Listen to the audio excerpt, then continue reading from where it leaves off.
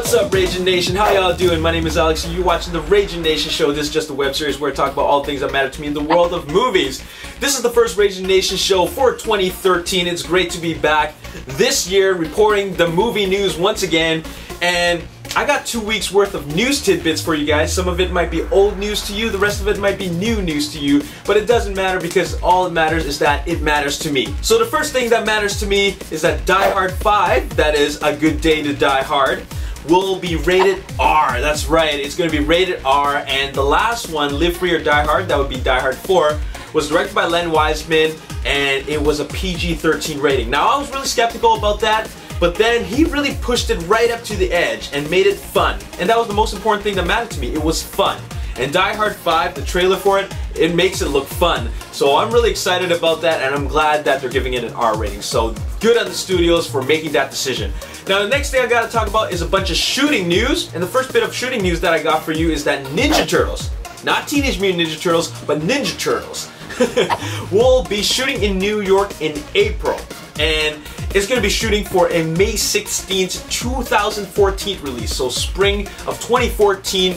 And that's kind of crazy because it's going to be released on the same date as the Godzilla reboot. So we got two reptiles duking it out at the box office. So anybody who's living in New York, keep an eye out for the production of Ninja Turtles in April. Alright, so the other bit of shooting news that I also got for you is that Marvel's Guardians of the Galaxy will be shooting this summer. It's going to be directed by James Gunn, and they haven't quite found the lead male role. They were looking at Joseph Gordon-Levitt and John Krasinski. As far as I know, Joseph Gordon-Levitt, thumbs up. John Krasinski, thumbs down.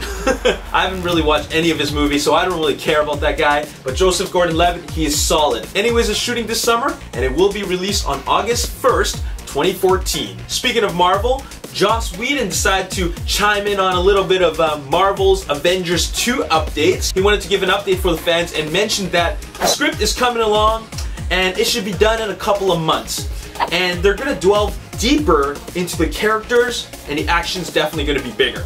So that's all he's got to say. Marvel's The Avengers 2 will be out on May 1st, 2015. Other release date announcements for 2015 include Pirates of the Caribbean 5. That's right, there's going to be a 5th installment for the Pirates of the Caribbean franchise produced by Jerry Bruckheimer, and it will be written by Jeff Nathanson. His credits are kind of hit and miss because he's got Speed 2, Indiana Jones 4, you know, Kingdom of the Crystal Skull, and also Rush Hour 3, which were just, you know, they were But then he's also got really good credits, which include The Terminal and Catch Me If You Can, directed by Steven Spielberg.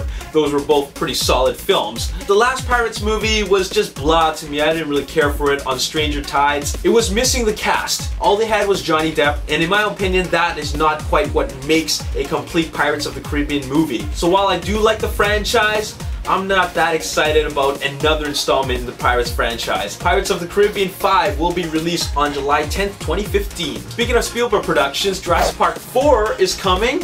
That's right, the dinosaurs are back, but Spielberg isn't quite back, at least not in the director's chair. He's going to be serving as a producer only, but that doesn't mean it's going to suck that much. I mean, the third one was just okay. There's some things that could have been better, like the removal of Leone. If they got rid of that character and replaced her with another actress or something like that, it could have been a hell of a lot better. But anyways, Jurassic Park 4 is coming, and it's going to be presented in 3D for a June 13th, 2014 release. So that'll be a year and a half from now, so they don't have a whole lot of time to work on that movie. And speaking of Jurassic Park, they're also going to be re-releasing the first one in 3D. You know, that's the thing nowadays. They're just bringing back all these classic films and they're releasing them on 3D, which is what they're doing for an April 5th release this year, and it's going to have a 1-week IMAX run. So if you're into IMAX and IMAX 3D and also dinosaurs, you're not going to want to miss that. And in other Spielberg news, it was recently reported that the production of Robopocalypse was going to be delayed indefinitely. But Spielberg came about to respond to those reports, and he mentioned that it was not that it was going to be postponed indefinitely. They're going to postpone the production for probably 6 to 8 months. Because with such a big film that has such a big budget and it is based off, you know, an original source material like a novel, they need to really take the time to really work on the script and make sure they're ready for this big production. It definitely involves a lot of visual effects, and they want to make sure they're being faithful to the source material. So that means they're going to be putting a little more work into the pre-production work because they want to give us a good end product. And I'm totally fine with that. Robopocalypse is a movie that I really want to watch. It involves robots, it's directed by Spielberg, and it's, you know, involving robots. So I definitely want it to be a great movie. It's based off the novel of the same name by Daniel H. Wilson, and the premise is kind of like, imagine Terminator, but minus the time travel, but keep the resistance soldiers. So you got this AI that is self-aware, and then it goes against its creators, which are the humans, of course. But there's no time travel involved. So there won't be like a Kyle Reese character, a soldier from the future, coming back into modern day to kill the Terminator. It won't be like that at all. If anything, it's more like The Matrix meets AI. And that's Robopocalypse in a nutshell. And finally, the last bit of news for you doesn't quite concern Spielberg, but it concerns a production that could have happened by him. Anyways, Jonathan Nolan originally wrote a script titled Interstellar, which was going to be directed by Steven Spielberg. But considering that Spielberg has a whole bunch of other projects on his slate, he's passing the project on to Christopher Nolan.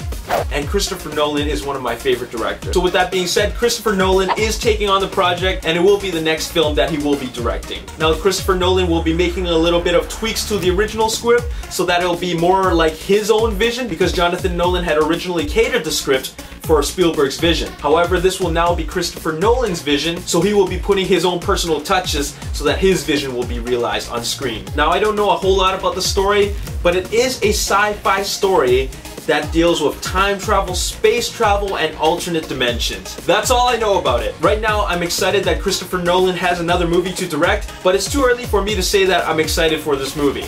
Honestly, to me, it sounds like Inception, but in space. But for now, I'll just wait till I see more information or a teaser trailer before I pass judgment on it. I personally was hoping that Christopher Nolan would kind of just take a bit of a break from big budget movies and just go back to his roots and direct something more in the vein of Insomnia or Memento. That would have been cool. But like I said before, it's a little bit too early to talk about it, so we'll just wait and see how things go. Anyways, that's all I have to say in this video. Before I decide to sign off, I have two questions for you guys. And question one is, what do you guys think of Christopher Nolan's decision to work on what could possibly be Inception in space? What do you think about that?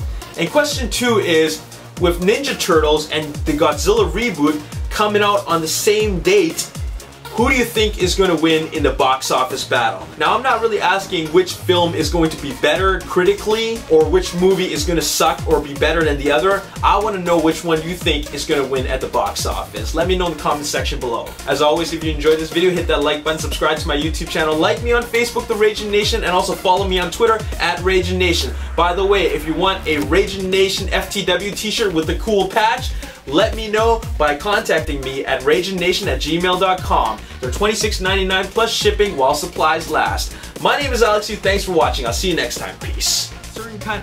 A lot of people who are expecting a generic kind of military combat film are going to expect something totally different.